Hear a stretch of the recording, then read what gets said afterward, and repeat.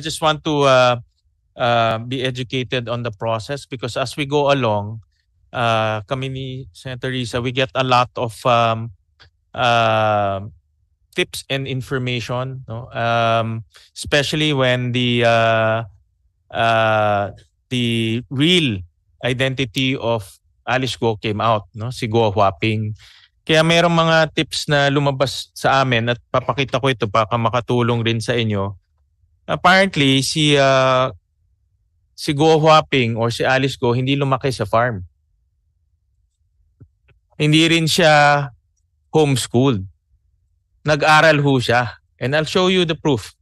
No, kahit nga lumabas sa hearing yung totoong pangalan niya, nag-aral siya sa parehas kong school, sa Grace Christian High School for grades 1, 2, and 3. Year 2000 to 2003. No? So hindi siya homeschool ni Rubilin. Nag-aral ho talaga ho siya.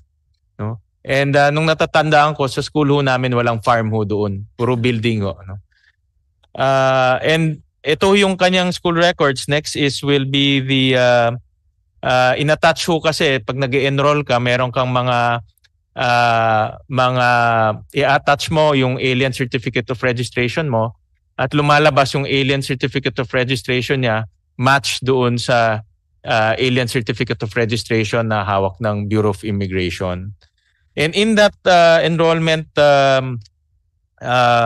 document, interestingly, meron ding birth certificate galing sa China, no, in Chinese. At tinranslate and tinranslate siya sa English. So nakasulat dito na father niya si Go Jiangjong, alam na ho natin, at ang mother niya ay si Wen Yilin. No? So I just want to put this on record and show to the committee because as we go along, ang dami hong nagpro-provide ng information eh. Kasi nga lumalabas yung totoong identification niya at gusto ho namin din magamit. Sayang naman itong mga pieces of evidence, gusto ho namin magamit para lalong tumibay yung kaso na ifina-file po ng ating Solicitor General. Any comment to that? We will be happy to receive these documents, Honorable Senator, and we will consider the same together with the team, together with the Honorable Solicitor General on the deliberation on the filing of a co-warrant. We submit, Honorable Senator. Thank you, ASEC Kondangan.